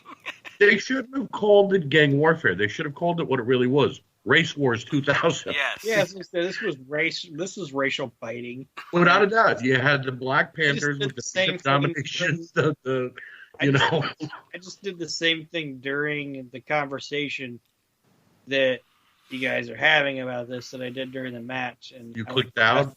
I went to the restroom. But there's also the segment where Crush is like, we're the DOA, and we ride together, we eat together, and there's one other thing we do together, McMahon. And I was like, you better not say we sleep together. Right. But Bring out the gimp. gang, this is the worst thing. This is the DOA versus the Nation of Domination versus the Los Boricuas is the most boring and worst thing of my But had they kept it as just the DOA versus the Nation of Domination, it might have been okay. Adding Los Boricuas. Like, see, this isn't what I never got. As a teenager and then even now as a grown adult. You add the Harris brothers to anything, it's fucking garbage. Well, look, this is my point, though. All right. Savio Vega and Crush joined the Nation of Domination, which was really out of place to begin with because it was a black militant group, not, Hands Across America, but whatever. They get thrown out, and a week later, they both go and find their own clubs that they've supposedly been with all this time. Crush, we ride together, we die, we eat together, we die together, we do it. Well, dude, you just met them a week ago from the looks of it because you were hanging out with Farouk. Yeah. They can't be your brothers if you just met them. And Savio's like, these are my boys from the barrio. No, these are three guys that Vince McMahon said, hey, we're going to put you with them, Savio, because you have nobody else to be with. Which I understand. You can't say that, but it just all felt clumped together. And then in the middle of that, you were putting LOD with Ahmed Johnson and Ken Shamrock, and you were putting DX was starting to kind of unfold here slightly. And, it's okay, so we've just got a bunch of factions now. Yeah, this was the beginning of the faction thing. And WWF would not have admitted it at the time, but the whole faction warfare thing was obviously their response to the NWO. Right. The NWO was one faction going up against the company. This was 22 factions going up against each other. Yeah. It's like the NWO didn't start offshooting until like 98, 99. It all licked booty. It was bad. It did. It was bad. So we've established that this was shit. Yes. The next match was not shit. Not in one bit. A really good match with obviously a tragic ending. But added to both of their legacies. Tragic. Think about it. I won't say it's tragic. I got a note on that. Okay. Well, I'll say it I'll say what the next match is, Nate. It's Stone Cold Steve Austin and Owen Hart for the Intercontinental Championship. A good feud leading up to it. Oh, yeah. The Canadian Stampede '97 is one of my favorite pay-per-views ever. Yes. It is easily one of the top 5 pay-per-views of all time. And talking about like the videos and stuff, because they've had a lot of recap videos on this thing, and that's fine. You need to have that. The thing that like popped me the most about the recap of the feud between Stone Cold and Owen Hart was I think 5 times in the video, Owen Hart's like, I'm the guy that pinned Stone Cold Steve Austin. Like they just keep playing that. I'm the guy that pinned Stone Cold Steve Austin. Like Steve Austin will be doing some crazy shit or whatever and be like, oh god damn, I'm doing this thing, and then Owen's just like, I'm the guy that pinned Stone Cold Steve Austin. I don't know why, but it cracked me up.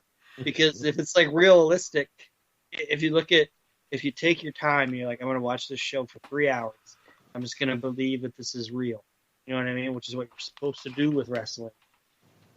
And you believe that Steve Austin is sitting back looking at a monitor and he's watching this a minute and a half video, and 5 times in a minute and a half, Owen Hart's like, I'm the guy that pinned Stone Cold Steve Austin. And it's just fantastic. Well, when you think about it, Austin did come to the ring pretty pissed off, so he probably was watching that. I'm the guy that pinned Stone Cold Steve Austin. I fucking love See, that was the good thing about Owen Hart. The wrestling ability was through the roof, but he was a master at antagonizing too. Owen 316 says, "I just broke your neck." That was gold, and I don't think Vince came up with that. I think he came up with it. Oh, I'm sure he did. You know? And the other thing is, and I put this in my notes, and it's gonna sound weird when I say it, and then maybe not, maybe it is, maybe it won't. But at this time, like, the guy I'm gonna compare him to had this job, but he wasn't a heel when he had the job. But in this locker room at this time, Owen Hart was Jake Roberts. And when I say that, I mean that he was the guy that before you moved up into competing for the top belt and the top spot, you worked with this guy. Owen Hart was like the finishing school of the WWF at this time. Yeah, that was who Vince put you up to test your merit and if you could go. Yeah. I agree with you on that. It didn't sound stupid. I had to listen to you, explain it, and it makes perfect sense. Like, look at the guys that when they came in, either right when they came in or right before they were going to try them out in the main events, they always put them with Owen. Just to see if they could fucking hang. And my only gripe with this match, and it's not, again, nothing they did. They only gave them 16 minutes. Now, I'm sure that's because of the whole Stone Cold getting paralyzed and having to rush the ending. Yeah, this was the best match of the show until that. Without a doubt. If they would have went 30 minutes, I would not have cried about it. I would have watched that match over, which I still watch it over and over again. I've seen this match 20 times. But Owen, you know what? Not even Owen. Stone Cold Steve Austin had great rapport with anybody named Hart in the ring. And if it was Brett or it was Owen, he gave his all because he knew he was in there with two great technical wrestlers. This whole match, I kind of honestly wish that after Stone Cold took the stinger and thought that he was paralyzed and he broke his neck, instead of letting him still go over, they would have let Owen keep the belt and won by DQ or pinned Austin, and then let Austin go away for a little while, kind of like when he made Shawn Michaels faint, and then they brought Michaels back for the Royal Rumble. It just seemed to me that giving Austin the belt to have to come out tomorrow and say, "I'm done with this. I got a broken neck here," made no sense. Yeah, but see, that was an angle for Shawn. Like, Shawn didn't really pass out or whatever. No, I know that, but they could have still capitalized on Austin being hurt and having to come back without him taking the title right at that point. Yeah, but they had to do something in that match, and that's what I was going to say about with Nate. You still there? Yeah. Oh. Like, when you were talking about the tragedy thing of it, or the tragic thing of it, yeah, a guy getting hurt, that sucks, you know? But Steve wasn't paralyzed. Steve wasn't dead. Steve got a stunner, you know, or a stinger, you know? It did hurt his neck, but it didn't break his neck. It wasn't like Darren Drozdov with D'Lo Brown or anything like that. But this stinger was the best thing that could happen to fucking. It talked about him for the rest of his career, and it's talked about with Owen too. That, and it made the creative. How do I want to say? If you look at Steve Austin, Nate, you're better with timelines than me. Okay, he won the belt in '98, right? Yeah. But he really picked up at like late '96. Okay, so I think I know where you're going here, and this is what I'm going to say. I'll comment and then I'll let you finish. I agree with Aaron. This was something that, all right. If you look at '97, all right, you do the double turn at Mania 13. Right. You have one of the greatest stories the WWF ever told with Bret Hart and Steve Austin through the spring and summer of '97. Yep. And then we move into our main event angle here with Bret and Taker, which we'll talk about in a minute. And then Bret and Shawn. So you're moving Austin away from Bret. But at this point, obviously, Stone Cold, now look at the booking here. Stone Cold is super over. But obviously, Vince McMahon still sees him as Intercontinental Championship level star, okay? Because he's in the IC title match. He's not in a world title match. He's not even in the world title picture. He shouldn't have been yet. Well, but hear me out, and I think I know where this. I think I know where you're going with this. So that's why So now we've moved into this. That's be like Sean in the main event. You're gonna scoop my heat. He hurts the neck. he hurts the neck. That gave the WWF, if you think about it, we've got flipping the bird, we've got the cussing and all that stuff. The Stone Cold character's established, but the beginning of Vince McMahon and Steve Austin stems from this injury, because you have Vince McMahon saying, Steve, we're all trying to do what's the best for you. Can't you just go home and sit at home for a while? And Steve, being that guy that all of us are, you know what? Fuck you. I want to do what I want to do. And then it's like Aaron said, this is the best thing that could have happened to Steve, because this actually, in hindsight, helped that character look even more badass in the eyes of the fans. That's I was thinking that same thing.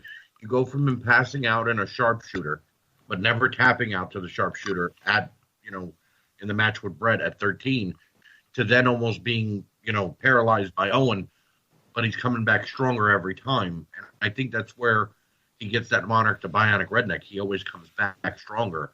It really helped add to that badass character, because Stone Cold wasn't just flipping birds, and it was being a guy who got up when he couldn't and still finishing the match or fighting and doing more so. That's what I was going to get at, was Steve Austin, okay? If you look at that guy's career in the WWF, Steve Austin was hurt more than he was fucking acting. Right. His title runs weren't that long. And he was more entertaining and had better shit going on when he was fucking hurt. Like who else can say that? And who else can, like when Steve couldn't work in the ring, he was more entertaining. And for some reason, when the guy couldn't work, creative was better for him than when he could. Videos with The Rock, where he went to the bridge and threw the belt over the Intercontinental title, and then Rock threw the smoking skull over and threw Austin in the lake. They knew how to build that feud off of when Steve's entertaining, no lie, from 96 when he put out the "Cause Stone Cold Said So" VHS and all that shit. That's entertaining. And Dickhead Steve Austin is probably my favorite Steve Austin. Right. But right here, he breaks his neck, and then he goes into the fucking Raw 97s, and he's just doing his shit with The Rock and doing all this, that, and the other thing, and whatever. And then, Steve Austin, when he's, with Kurt Angle, he was injured the entire time during that, and that's fucking entertaining.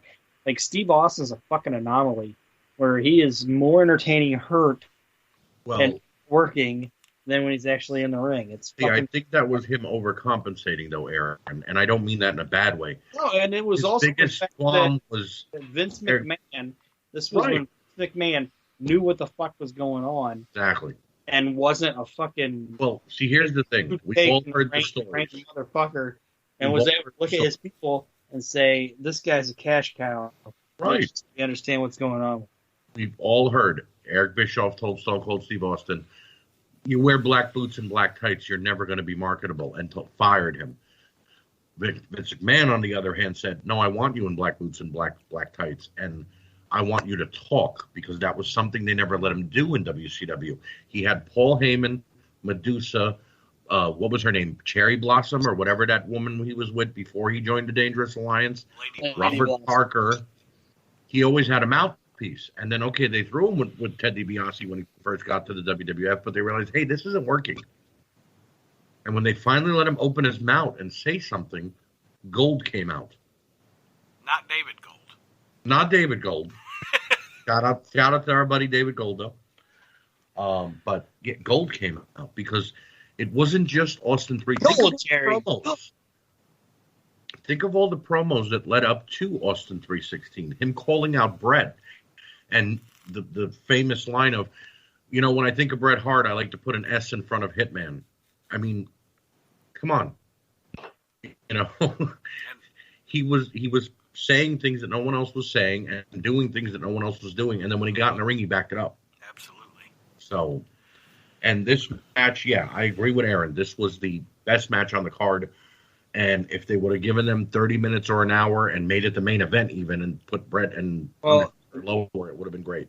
I said it was the best match on the card going. Like, once he got hurt, the fucking rails came off of it. Well, yeah, but I mean, it's still, here's the thing. Okay, stop the match. We're going to check on him, make sure he's not dead, make sure he's not got his neck broken.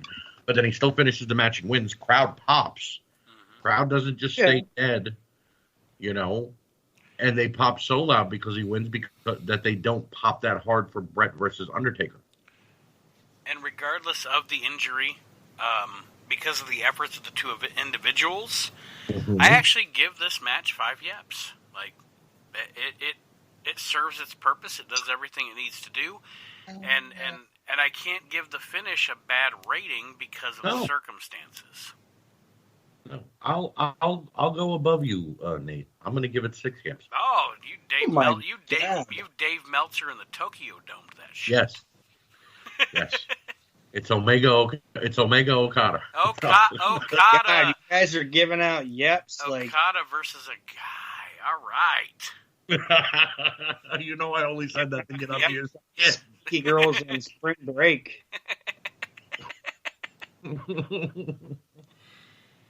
So the next match is the main event. Aaron, what was your rating? I'm sorry, I skipped over you. What was your rating of Austin and Owen? 3 yeps. Yep. Oh. You drop a guy on his head, you don't get 4. I've talked about the next match, the main event, many times on the show. I elaborated on this match in our top 10 favorite matches of all time, so I'm not going to elaborate too much on it. It's Bret Hart and The Undertaker for the WWF title. It's one of my favorite matches ever, now it's not my favorite match ever, but the finish of this match is my personal. Finishes in the history of professional wrestling. The finish of this match is my personal favorite finish of a match of all time. It's brilliant.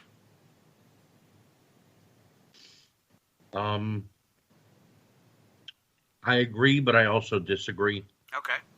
I know that they were really building to Bret versus Shawn, and again, I will emphasize, I'm a Shawn Michaels mark. Okay. Same here. I'm not by any means putting down Shawn, but they were building to Bret versus Shawn, and we all know that led to the Montreal Screwjob, and yes, that changed the face of the wrestling business. Bret went to WCW. WCW died. In my opinion, though, Shawn maybe didn't have to be involved in this match, and could have just kind of like done one run-in at the ending, or not been involved at all. Oh, I think Shawn being involved in this match was fantastic. No, see, my opinion is that they were trying to protect the Undertaker and not make it look like Bret Hart could beat the Undertaker on his own, and they needed Shawn to help him slightly. And I mean, yeah, the following night on Raw, Shawn bitches and moans, and that's where it becomes Degeneration X, the beginning grounds. But it led to so much. I guess it was great booking because it led to Hell in a Cell, Shawn Michaels versus Undertaker, and Bret versus Shawn, Bret versus Austin. I just feel that maybe Shawn was too used in the match, and it could have been slightly pulled back on. It was a great match. This is something that we will part ways on. I think that at this time, and the story told, and the way the finish lay, it was absolute booking brilliance. Like, I don't know if, and again, I'm saying it's not my favorite match of all time, this match. My favorite match of all time, and anybody who listens to the show knows it's Shawn and Taker at Mania 25. But this is a fantastic match, though. This is a fantastic match, and it is my favorite finish ever. And I think there are just so many wheels and so many. It's such a good, deep, complicated story. And Sorry. No, that's okay. I'm just, like, I feel bad for modern wrestling fans that didn't live through this stuff. And I know, even though you disagree with me on what's going on here a little bit, Archie, you're going to agree with me on this. I feel bad for modern wrestling fans that they don't get to see fucking storytelling like this. No, I agree with you 100%. This like I said, this led us with 5 different roads of where we were going this match. So the only thing that didn't do in this, that after I watched it, and I don't know why it came to me after I watched it, the only thing they didn't do, and I think they should have done. What's that? Honestly, I think Brett, because like Shawn, he has to count, because if he doesn't count, if he doesn't call it down the middle, he's gonna lose. He can't wrestle in the United States or whatever anymore. Right. The only thing they didn't do, and they should have fucking done it. And I know that Shawn looks Brett in the eyes when he's counting. Brett should have smiled. Well, yeah. It would have been an angle of Brett's smile. It would have made Brett look like he masterminded the whole thing. Like he knew Shawn was going to do this. Not really masterminding it, just realizing that this guy, the satisfaction. The guy that I hate the most, just fucked up. Well, every time they ever had a match, Brett would call Shawn an egomaniac, and that would have been perfectly. He knew he was using his ego against him. That's the only thing I didn't like. That I look. I shouldn't say I don't like about it. That I looked at it. That it's like Brett should have smirked or smiled, knowing that he fucking stumbled into this. Right. You know what I mean? Like, I didn't mastermind this. I didn't think this was going to happen. But I'm super happy now that the guy that I hate more than anybody and hates me more than anybody just hit this guy with a chair, and now he's going to have to give me the belt. And guess what? The guy that I just took the belt from, he ain't going to be mad at me. He won't be mad at you. But he ain't even coming after the belt anymore. He's going after him. After the match, fucking Undertaker don't even give a fuck. He has the belt. He gets right out of the ring, and he's like, I'm fucking coming for you, motherfucker. And he's going for Shawn Michaels. Brett should have been like, ha, ha, ha. Like, at that very moment, he should have just been like, ha, ha, ha. And nobody as a heel had a better shit-eating grin than Brett, really. That's what I'm saying. Like, Brett smirking at Shawn Michaels would have been fantastic. They should have done that. That's the only thing now being... I was 14 or whatever when I watched this fucking match. And now I'm a grown-ass man. That I'm like, God damn, they should have had Brett fucking smirk. You know, it's a possibility they told him to and didn't. For throwing trash at Brett when he won. Threw trash at him. Well, yeah, but that was at the point when Brett started telling the fans that they sucked. And they hated him. So. All right, gentlemen, so the final verdict. SummerSlam 1997. Archie, what's your rating? 3.5 yeps. Aaron? I'd say it was a solid show. No lie, that's the same amount of yeps that I gave it. And I gave it... Other than the LOD 8-man tag, that kind of brought it down. And I gave it 4.5 yeps because I actually enjoyed LOD and Godwin's, and... The only bad thing to me on this show, the only bad things on this show to me were Christy Todd Whitman's pants and Los Barriquas and DOA. So yeah, overall, I give it wearing Christy Todd Whitman style pants. What's that? The Barriquas were wearing Christy Todd Whitman style pants. See, it all ties together. See how that fucking works? It all. Oh, by the way, did you hear that Florida is lifting the ban and that now they can have crowds again? Yeah, they're allowed to have 25% capacity in the arenas. So that means if the arena can hold 10,000, they can allow 2,500 people in? Yes. So we're only giving half the population Corona? Yeah, pretty much. Okay, good. Thanks, Vince and Linda for donating. $1 million donating to that PAC. But he helped AEW too, because now they can go to Florida and do it too. Exactly. So now all wrestling live events for the foreseeable future will be taking place in Florida. Right. Coming to you live from Orlando, AEW. Coming to you live from Miami, WWE. Yep. Coming to you live from Tampa, MLW. Guess where NWA is? Where? They're in Tallahassee. There you go. That's exactly what's happening. That's what's going down. So that being said, Archie, do you have any parting words for our listeners this week? No. Thank you guys for listening. Thank you guys for continuing to contribute to the Facebook page and the YouTube page as well, and continue to invite your friends and help us grow our community. Absolutely. Aaron? Don't be a snowflake. Just have fun, man. Don't take shit so serious. Absolutely. You know what Aaron sounds like a little bit? In 2 years anyway. We're going to be Corona zombies. So when he said "Don't be a snowflake," and it would kind of sound like Joe Dirt, "Life's a Garden, Dig It." Like he was going for that motif, wasn't it? Yeah. Aaron Dirt. If the yard joke offended you, I don't want you around.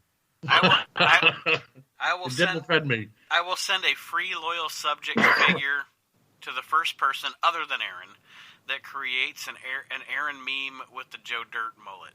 So if you're listening, there you go. There's a contest. I may have some work to do after this. Ladies and gentlemen, thank you for joining us on this week's edition of the We Can't Wrestle podcast. We will join you next week. What? That's my favorite Joe Dirt bit. What when is? They get Homewood Hardy. See, I'm naked. Like, it's my favorite. Best bit in the now Homewood Hardy. For a fucking movie.